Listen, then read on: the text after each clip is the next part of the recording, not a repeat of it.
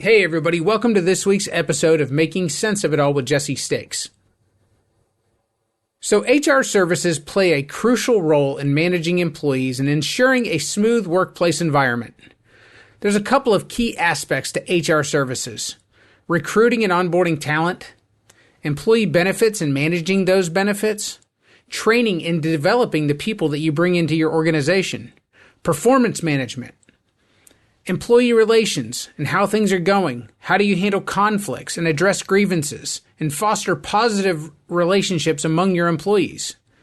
Making sure that you handle compliance and legal matters correctly.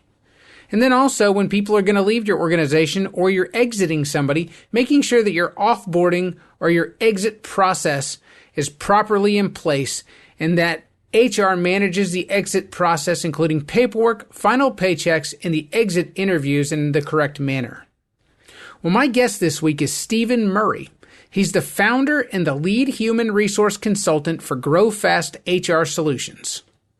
When people talk about small business, large business, or anywhere in between, it's usually a kind of a relative term because it always is based in what someone believes it means. Well, Stephen handles businesses that are commonly called middle market businesses and above. He'll define what that means for us during our conversation. But for now, let's get on with it. I hope you enjoy my conversation with Stephen Murray. Let's jump into it.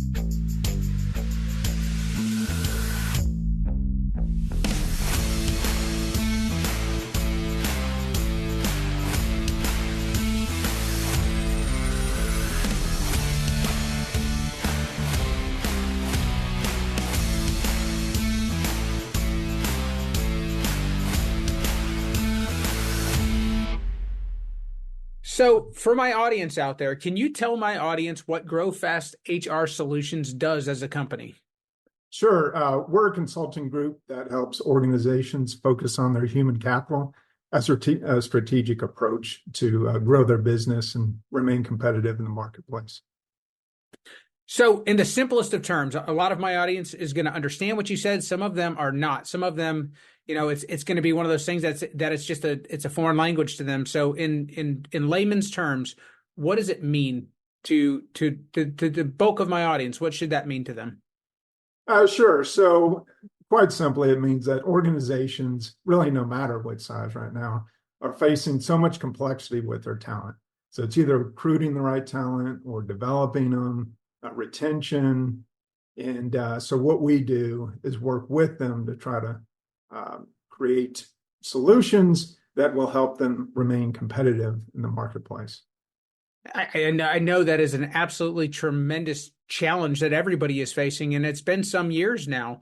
Have you seen a dramatic shift in the way that people are attracting and retaining talent? And even, what is, I guess my question is, what has changed in the last 3 years as far as how are people attracting and retaining talent today? Yeah, so, it goes back to COVID again. And so you had a remote workforce and you had, kind of a great resignation, right? And then they had to turn around and do quite a bit of hiring. So it's very difficult to find those skills again. And, depending on the workforce, some are going back to skilled trade schools, some are going back to universities and recruiting off of campus, and some are getting very creative, like paying for tuition back, offering any incentives to stay 1, 2, 3 years and build their skills. So a lot of creativity to try to recruit people. Necessity is the mother of invention. Right. And you'll find a way to adapt and survive because you have to run your business. So, but again, before we jump into everything, I want to step back. I'd love to know a little bit more about yourself, about Stephen Murray. How in the world did you end up in HR services? Yeah, so I'm a little bit of an enigma in HR. I had an executive team one time refer to me as, hey, you're a business person who just happens to be good in HR. Okay. And it's because I have a big business background and interest. And of course, where does that come from? You go all the way back to my bartending days. And that was one of my first jobs.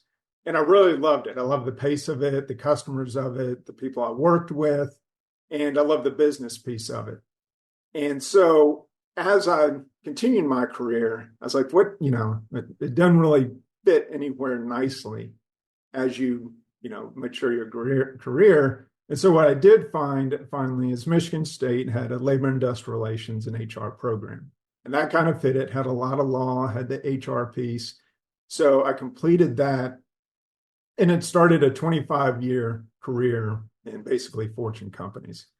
And that started off from, a heavy manufacturing to a couple beverage to a elevator to a robotic and AI company. And so I've seen a lot of different industries.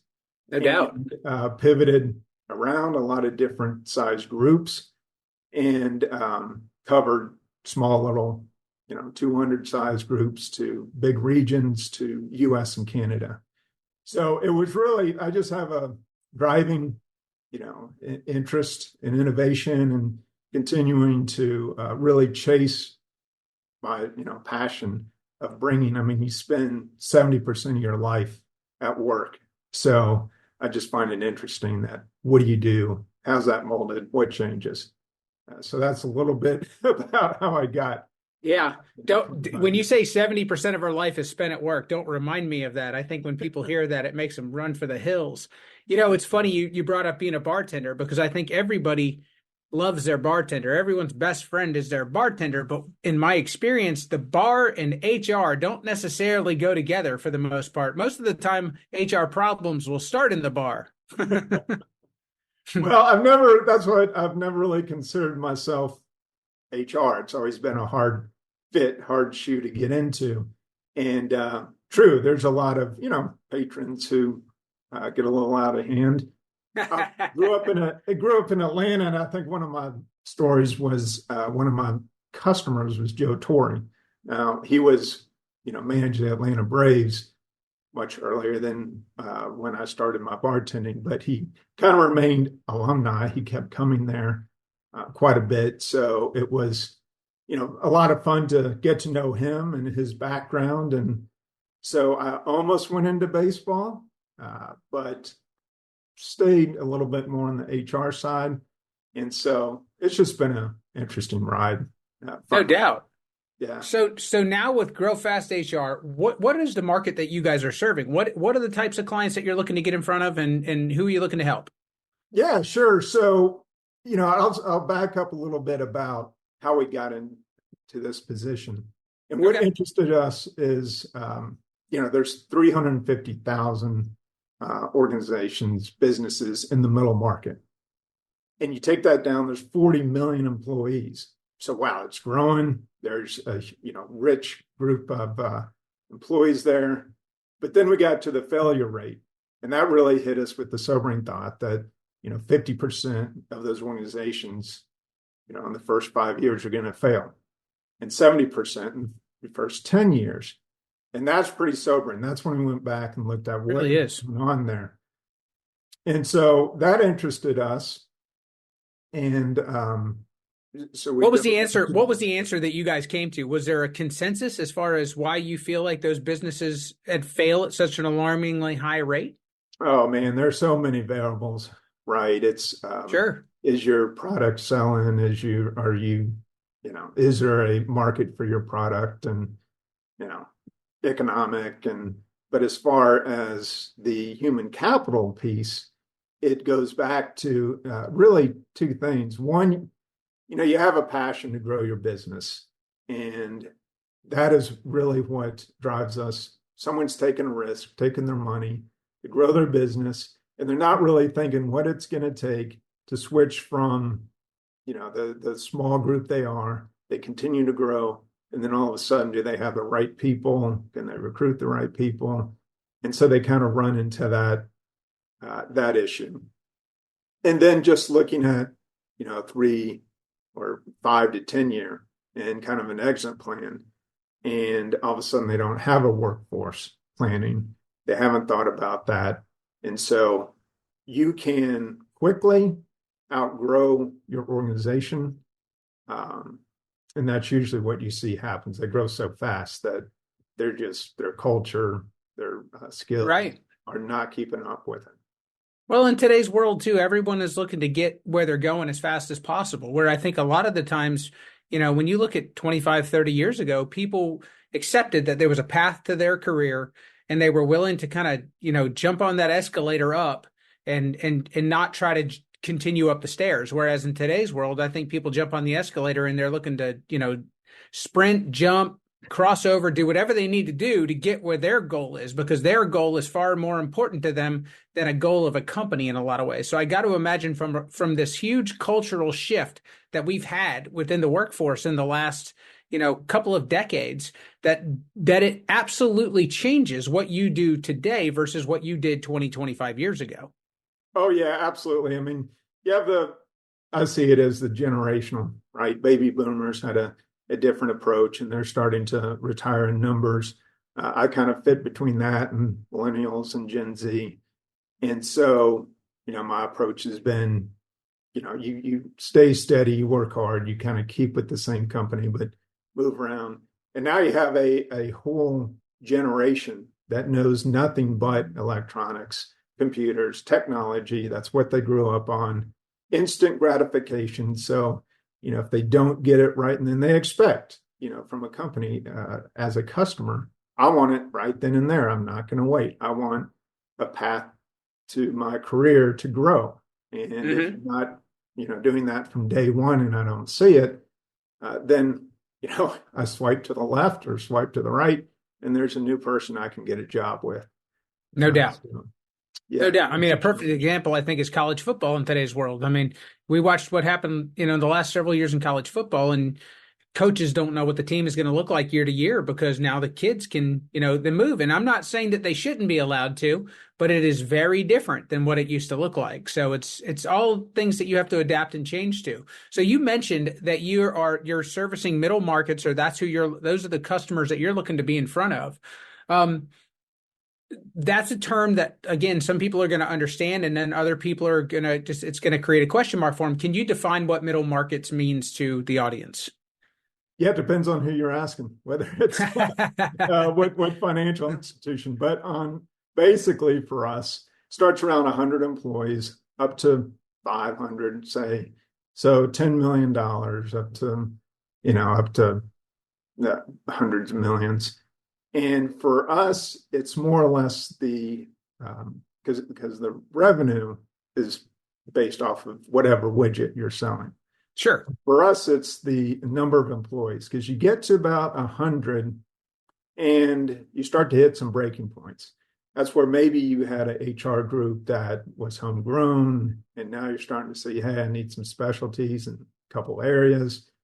And maybe they already have an HR department, but they don't go deep in one area. And our passion is getting deep into that talent management area. And I've managed quite a few HR teams and helped them develop.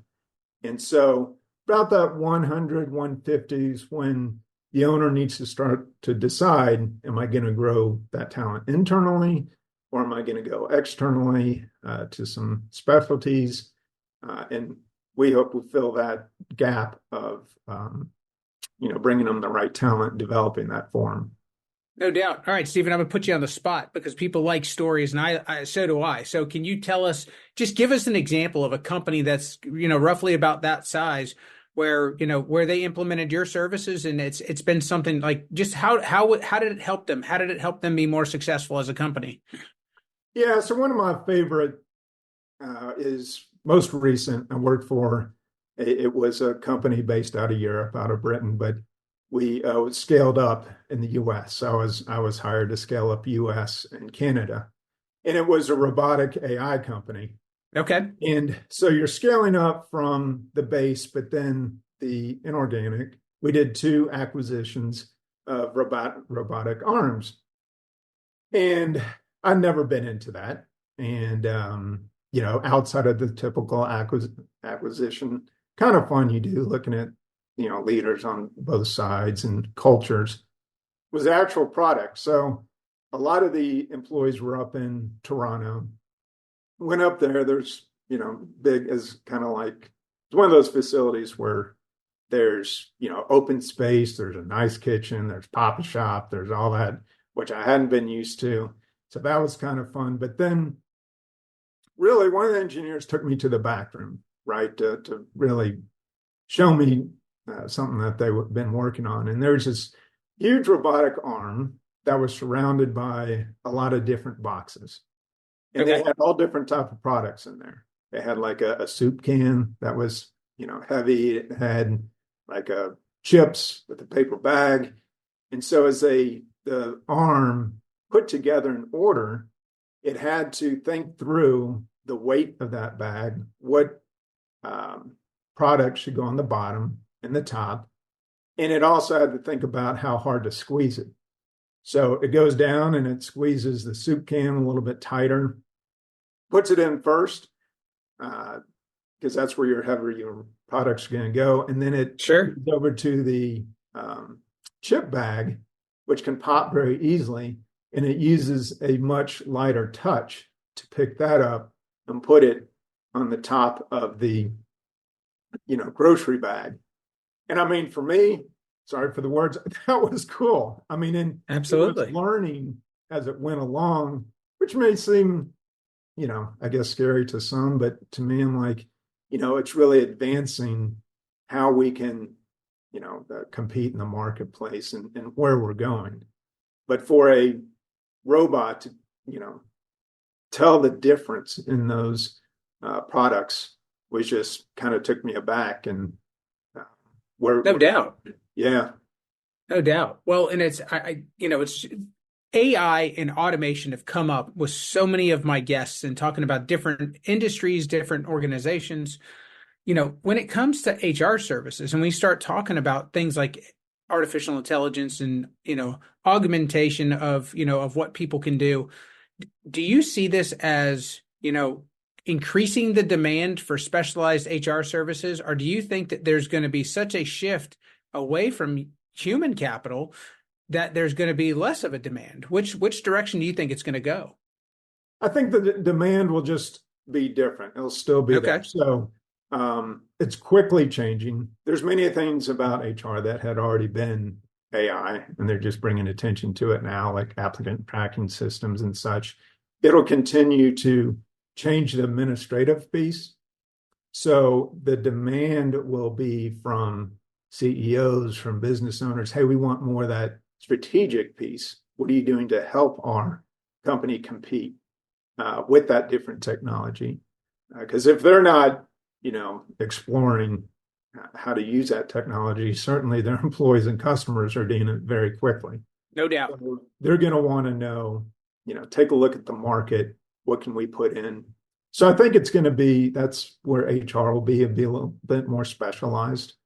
And that's how I see that, how it changes. Do you think that there's going to be a lot of unintended consequences or a lot of things where, I always say, I don't know what I don't know. And so, as these new technologies or these new processes start to be implemented by companies, there's going to be unintended consequences. And there's going to be that time period where there's a lot of things come up for the first time. So, where we always talk about, I always feel like when we talk about HR services or when I talk about employee policies or anything like that, a lot of it is stuff that is longstanding, or you're changing an existing policy, or you're changing an existing way that you do things. But a lot of this stuff is going to be brand new. So there's going to be an opportunity to shape this in the way it looks from the beginning. Yeah, absolutely. And there'll always be consequences you never thought about. Like in the last year that, businesses didn't even think about, oh, hey, next year I might be automating something. And of course, in the first year, unintended consequences, you start to see all of a sudden there might be a bias in who created that program. Yes. It might be, some illegal who created that program. So you still have to balance it with what you actually know in the law. Law's changing constantly. And so AI may not be keeping up with that because it gets back to where it's drawn from those sources. So that was the first one. I think the second one, the unintended in a couple of years from now, is going to be how deep did we make the cut into our business And if we didn't take it kind of at a methodical pace, you could outgrow what you actually setting out to do to achieve, and all of a sudden you've gotten too far with the No technology. doubt. Yeah. Well, and I'm not trying to turn this political or turn this into a, where we're stepping in anything in this conversation, but I think one of the things that we are realizing with technology, and as AI has become, more, as they've progressed more with I think we've realized that bias is something that even a machine creates. When it's learning, there becomes a bias, and whether it's an intended or unintended bias, even a machine learns to bias in decisions. Yes.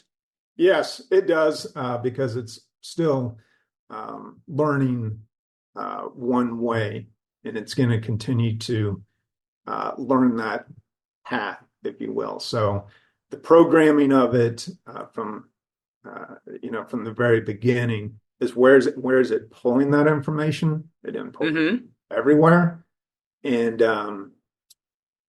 it depends on, well, how it continues to build off of what it's already learned, and then it can, get exponentially out of control from there.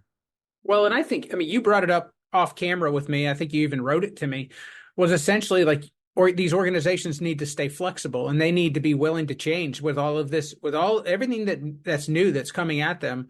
One of the biggest keys, right, is to stay flexible and to stay nimble and allow themselves to pivot when things need to be pivoted away from or towards. Yeah, that's definitely becoming the norm. If you can't be agile and continually pivot your organization, I mean, this day and age, you got beyond AI, you have changing interest rates, you have changing energy, you have it's a presidential year. I mean, so politics. So your customer base and compete and competition is more about trying to forecast that and be as agile as you can to continue to serve your customer, because there are so many different variables coming into play now. No doubt, no doubt. I always like to ask anybody who's an expert in their field, kind of what you see in the short term when it comes to, the HR market or things here in the US and even abroad. Like, what do you see that's very topical that people need to know about here in the short term, call it 3 to 5 years? Yeah, I think what they need to know is, one, employment law changes daily. You need to Yes. keep up on that. That's very challenging to do and run your business. Two is this whole concept of remote, hybrid um, employee workforce. So I've covered, companies that you only had like 5 people in the headquarters, but their actual employees are scattered all the way across the US. Right. So, being able to manage within that and keep your culture, so It's challenging. continue. Yeah, that'll continue to play out over the next uh, couple of years. Then we'll settle down. We'll see, what makes sense depending on what you're selling. And, I think that's when you get into, you got to look at your 3, 5 year plan of how you're going to compete and change with all those, variables. And so long term, what do you see? I mean, like I think that like there's a ton of changes that are happening, kind of real time right now in this marketplace. But like you said, those things are going to settle down. They are going to become, I hate the term, but I'm going to use it. They are going to become that new normal that people Right. always like to say now. But long term, I mean, there's real things that are going to need to start to be addressed now, but they're going to be being addressed for the next 5 to 10 years. Oh, sure. So long term, I think you need to think about how are you going to manage a very remote culture and skills that are constantly changing, that are going to have a big impact with whatever comes after AI. It'll be coming quickly, and so long term, I think that's going to be the challenge. Is that how do you manage uh, workforces that are, half of them already have automated processes. Some have, specialty groups that you need to go to. And, I think that's going to be You're going to need the flexibility. You're going to need ability to dig in, I think, to specialists who have nothing but that in their background. To kind of be a generalist, a lot of those processes will probably be replaced. No doubt, no doubt. Well, Stephen, I think you're an incredible resource for small, or for, I guess, middle market businesses. I think that you have a breadth of knowledge and you have had to pivot throughout your career, and you are on the cutting edge of knowing what's coming around the corner. If people want to learn more, or if business owners hear this and they feel like you would possibly be a good fit to work with their organization, what is the best way for them to get a hold of you? Yeah, I think so. I've started a website. It's GFHRS. So it stands for Grow Fast Human Resource Solutions.com. So it's very basic. I'd, take a look out there, and I put a lot of information out there of what we do, a little bit of our background, and the way you can contact us is right there. Well, I really appreciate you being on the show today. I think we just dipped our toe into everything that you have to offer. I hope that you'll come back, and we'll, different times we'll probably focus on different topics, because I think that there's so many things to cover, and there's so many things that are topical and really important to those business owners out there who, they need the resources that you have at your fingertips.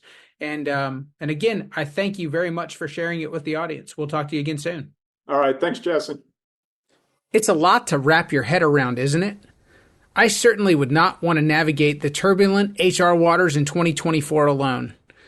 If you would like to learn more and have a conversation with Stephen, I'll make sure that his contact information is below everywhere that you hear this interview. And that way you can get in touch with him and see if he would be a good fit for you and your organization. That's going to do it for us today. I'll catch you guys next time.